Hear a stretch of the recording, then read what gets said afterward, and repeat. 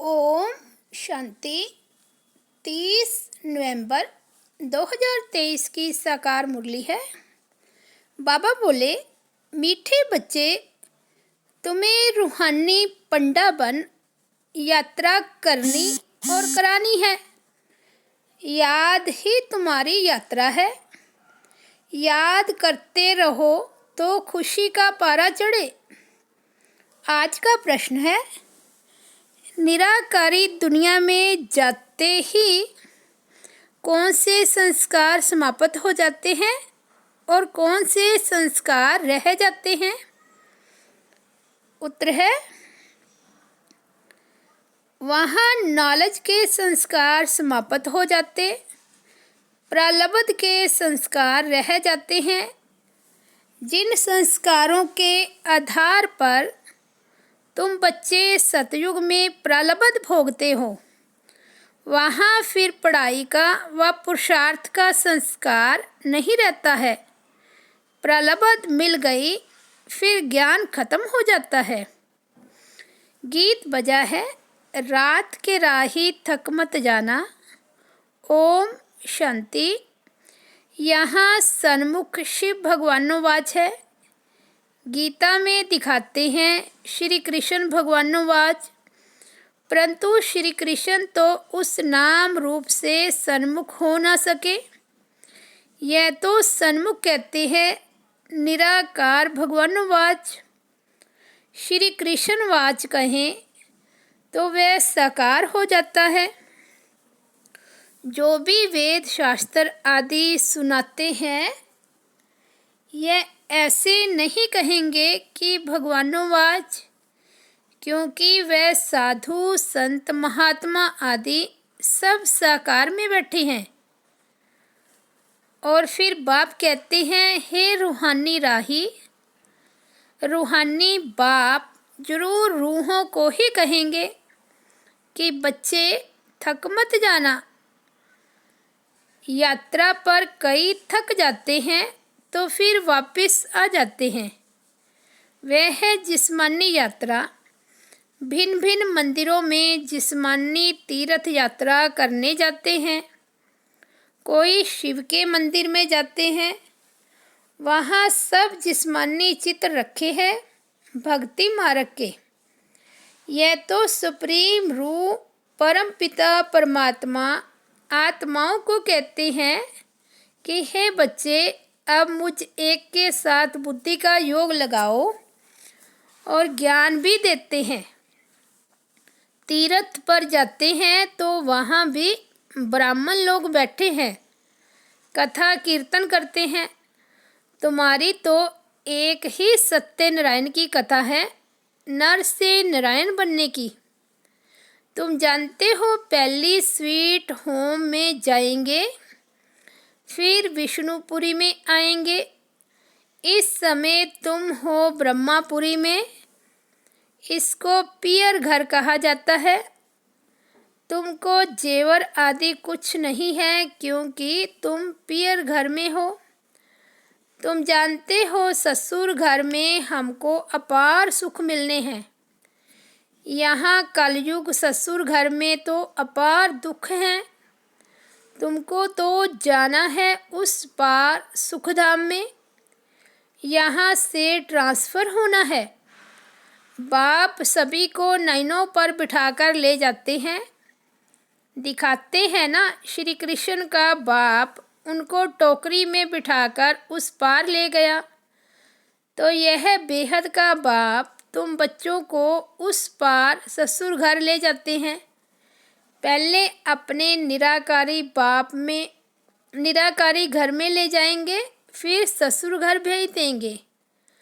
तो वहाँ यह सब पियर घर ससुर घर की बातें भूल जाएगी। वह है निराकारी पियर घर। वहाँ यह नॉलेज भूल जाती है। नॉलेज के संस्कार निकल जाते हैं, बाकी प्रलब्ध के संस्कार रह जाते हैं। फिर तुम बच्चों को प्रलब्ध ही ध्यान में रहती है। प्रलब्ध अनुसार जाकर सुख के जन्म में लेंगे। सुखधाम जाना है, प्रलब्ध मिल गई, फिर ज्ञान खत्म। तुम जानते हो प्रलब्ध में हमारी फिर वही एक्ट चलेगी। तुम्हारे संस्कार ही प्रलब्ध के हो जाएंगे। अभी है पुरुषार्थ के संस्कार। ऐसे नहीं कि पुरुषार्थ और प्रलब्ध दोनों संस्कार वहाँ रहेंगे। नहीं, वहाँ यह ज्ञान नहीं रहता। तो यह तुम्हारी रूहानी यात्रा है। तुम्हारा चीफ पंडा है बाप। यूँ तो तुम भी रूहानी पंडे बन जाते हो, सबको साथ ले जाते हो। वह है जिस्मानी पंडे, तुम हो रूहानी पंडे। वे लोग अमरनाथ पर बड़े धूमधाम से जाते हैं। झुंड के झुंड खास अमरनाथ पर बहुत धूमधाम से जाते हैं। बाबा ने देखा है कितने साधु संत बाजे गाजे ले जाते हैं, साथ में डॉक्टर आदि भी ले जाते हैं, क्योंकि ठंडी का समय होता है, कई बीमार पड़ जाते हैं। तुम्हारी यात्रा तो बहुत सहज है। बाप कहते हैं याद में रहना ही तुम्हारी यात्रा है। याद मुख्य है। बच्चे याद करते रहें तो खुशी का पारा चढ़ा रहे। साथ में औरों को भी यात्रा पर ले जाना है। यह यात्रा एक ही बार होती है। वह जिस्मानी यात्राएं तो भक्ति मार्ग से शुरू होती है। वह भी कोई शुरुआत में नहीं होती। ऐसे नहीं कि फट से मंदिर चित्र आदि बन जाते हैं। वे तो आहिस्ते आहिस्ते बाद में बनते जाते हैं। पहले पहले शिव का मंदिर बनेगा।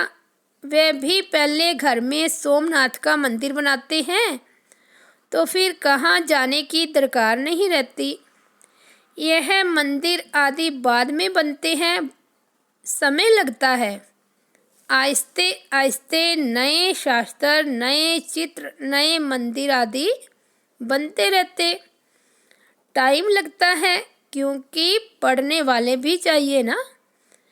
मठ आदि जब वृद्धि को पाएंगे फिर विचार होगा शास्त्र बनाएं। तो इतने तीर्थ स्थान बने, मंदिर बने, चित्र बने, टाइम लगता है ना। भल कहा जाता है कि भक्ति मार्ग द्वापर से शुरू होता है, परंतु टाइम तो लगता है ना। फिर कलाएं कमती होती जाएगी। पहले अव्यभिचारी भक्ति, फिर व्यभिचारी भक्ति हो जाती है। यह सब बातें अच्छी रीति चित्रों पर सिद्ध कर बताई जाती है। समझाने वालों की बुद्धि में यही चलता रहेगा कि ऐसे ऐसे चित्र बनाएं, यह समझाएं। सबकी बुद्धि में यही चलता रहेगा। सबकी बुद्धि में नहीं चलेगा। नंबरवार है ना। कोई की बुद्धि बिल्कुल चलती नहीं। वे फिर पद भी ऐसे पाएंगे, मालूम पड़ जाता है ये क्या बनेंगे। जितना आगे चलेंगे तुम समझते जाएंगे। जब लड़ाई आदि होगी फिर प्रैक्टिकल देख लेंगे, फिर बहुत पछताएंगे। उस समय पढ़ाई तो हो ना सके। लड़ाई के समय त्राही त्राही होती रहेगी, सुन नहीं सकेंगे। पता नहीं क्या हो जाएगा। पार्टीशन हुआ तो क्या हो गया, देखा ना। यह विनाश का समय बहुत कड़ा है। हाँ, बाकी साक्षात्कार आदि बहुत होंगे, जिससे जान जाएंगे कि यह कितना बड़ा है। बहुत पछताएंगे भी और साक्षात्कार होंगे। देखो, तुमने पढ़ाई छोड़ दी तब यह हाल हुआ है। धर्मराज साक्षात्कार कराने सिवाय सजाएं कैसे देंगे। सब साक्षात्कार कराएंगे, फिर उस समय कुछ कर नहीं सकेंगे। कहेंगे हाय तकदीर, तदबीर का समय हो गया। तो बाप कहते हैं क्यों नहीं अभी पुरुषार्थ करते हो। सर्विस से ही दिल पर चढ़ेंगे। बाप कहेंगे यह बच्चे अच्छी सर्विस करते हैं। मिलिट्री का कोई मरता है तो उनके मित्र संबंधियों आदि को भी इनाम देते हैं। यहाँ तुमको इनाम देने वाला है बेहद का बाप। बाप से भविष्य 21 जन्मों के लिए इनाम मिलता है। यह तो हरेक को अपने दिल पर हाथ रख पूछना है कि मैं कितना पढ़ता हूँ। धारणा नहीं होती तो गोवा तकदीर में नहीं है। कहेंगे कर्म ही ऐसे फूटे हुए हैं। बहुत खराब कर्म करने वाले कुछ उठा नहीं सकते हैं। बाप समझाते हैं मीठे बच्चे, तुम्हें इस रूहानी यात्रा पर अपने साथियों को भी ले जाना है। फर्ज है हरेक को यह यात्रा की बात बताना। बोलो, हमारी यह रूहानी यात्रा है, वह है जिस्मानी। दिखाते हैं रंगून की तरफ एक छमछम तालाब है, जहाँ स्नान करने से परी बन जाते हैं। लेकिन वे परी आदि तो बनते नहीं। यह है ज्ञान स्नान करने की बात, जिससे फिर तुम बेहशत की बीवी बन जाते हो और ज्ञान योग बल से वैकुंठ में आना जाना तो तुम्हारे लिए कॉमन बात है। और ही तुमको रोका जाता है, घड़ी घड़ी ध्यान में नहीं जाओ, आदत पड़ जाएगी। तो यह ज्ञान मानसरोवर है। परम पिता परमात्मा आकर इस मनुष्य तन द्वारा ज्ञान सुनाते हैं, इसलिए इनको मानसरोवर कहा जाता है। मानसरोवर अक्षर सागर से निकला है। ज्ञान सागर में ज्ञान स्नान करना तो बहुत अच्छा है। बेहशत की बीवी को महारानी कहा जाता है। बाप कहेंगे तुम भी बेहशत के मालिक बनो। बच्चों पर लव रहता है, हर एक पर रहम पड़ता है, साधुओं पर भी रहम आता है। यह तो गीता में लिखा हुआ है कि साधुओं का भी उद्धार करते हैं। उद्धार होता है ज्ञान योग से। तुम बच्चों में समझाने की बड़ी फुर्ती चाहिए। बोलो, तुम और तो सब जानते हो, लेकिन छाछ जानते हो?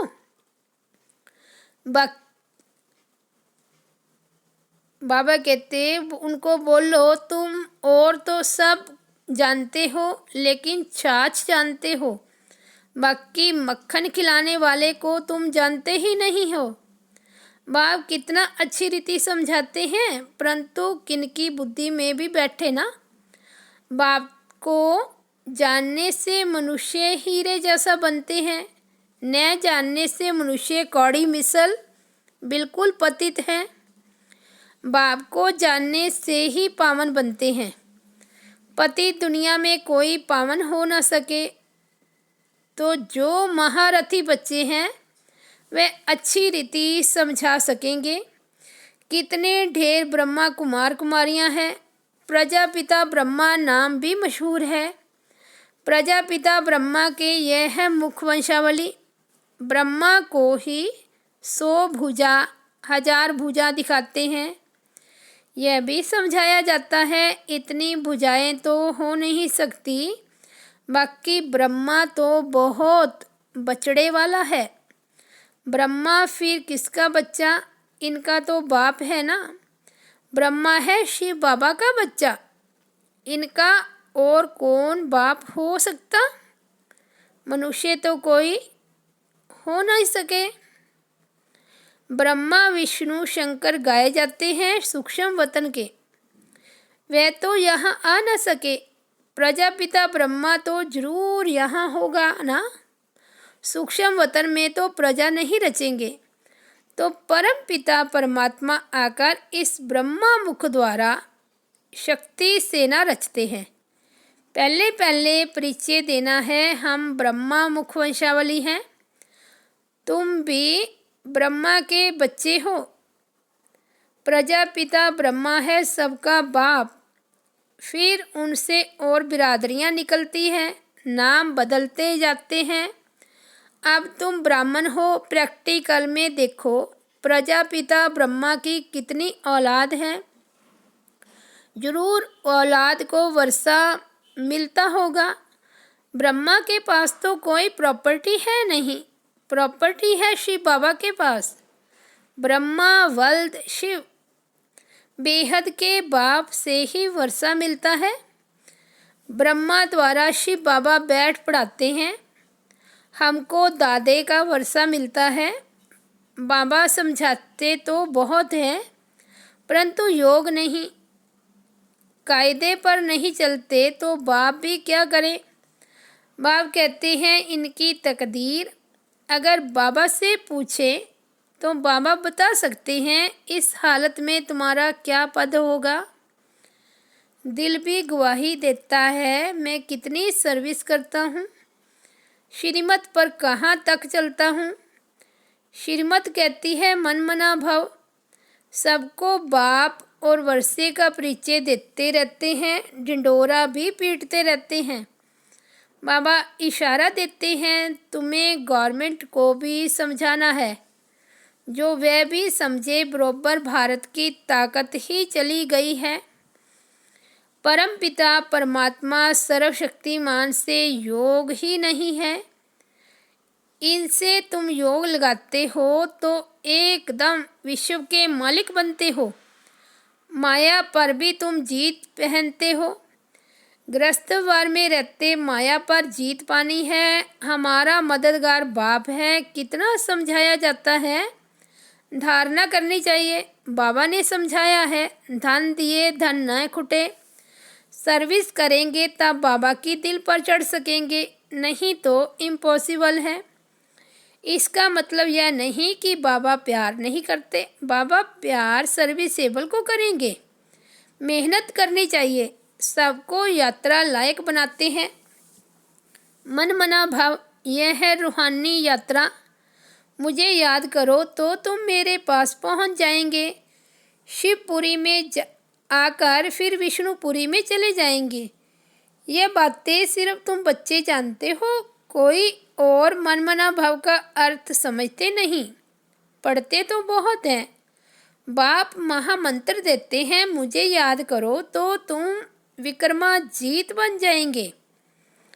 अच्छा, मीठे मीठे सिकिलदे बच्चों प्रति माता पिता बाप दादा का याद प्यार और गुड मॉर्निंग। रूहानी बाप की रूहानी बच्चों को नमस्ते। हम रूहानी बच्चों की रूहानी बाप दादा को याद प्यार गुड मॉर्निंग और नमस्ते। धारणा के लिए मुख्य सार फर्स्ट पॉइंट है ज्ञान स्नान करना है। प्यार से सर्विस कर बाप के दिल तख्त पर बैठना है। पुरुषार्थ के समय में अलबेला नहीं बनना है। सेकंड पॉइंट है बाप की पलकों पर बैठ कलयुगी दुखधाम से सुखधाम चलना है, इसलिए अपना सब कुछ ट्रांसफ़र कर देना है। आज का वरदान है जीवन में दिव्य गुणों के फूलों की फुलवाड़ी द्वारा खुशहाली का अनुभव करने वाले एवर हैप्पी भव। जीवन में दिव्य गुण के फूलों की फुलवाड़ी द्वारा खुशहाली का अनुभव करने वाले एवर हैप्पी भव। सदा खुशहाल अर्थात भरपूर संपन्न। पहले कांटों के जंगल में जीवन थी, अभी फूलों की खुशहाली में आ गए। सदा जीवन में दिव्य गुणों के फूलों की फुलवाड़ी लगी हुई है, इसलिए जो भी आपके संपर्क में आएगा उसे दिव्य गुणों के फूलों की खुशबू आती रहेगी और खुशहाली देख करके खुश होंगे, शक्ति का अनुभव करेंगे। खुशहाली औरों को भी शक्तिशाली बनाती और खुशी में लाती है, इसलिए आप कहते हो हम एवर हैप्पी हैं। आज का स्लोगन है मास्टर सर्वशक्तिमान वह है जो माया के बुदबुदों से डरने की बजाय उनसे खेलने वाले हैं। मास्टर सर्वशक्तिमान वह हैं जो माया के बुदबुदों से डरने के बजाय उनसे खेलने वाले हैं। अच्छा, ओम शांति। तो ये थे बाबा के 30 नवंबर 2023 के अनमोल महावाक्य। मुरली का हेडिंग था, मीठे बच्चे, तुम्हें रूहानी पंडा बन यात्रा करनी और करानी है। याद ही तुम्हारी यात्रा है। याद करते रहो तो खुशी का पारा चढ़े। ओम शांति।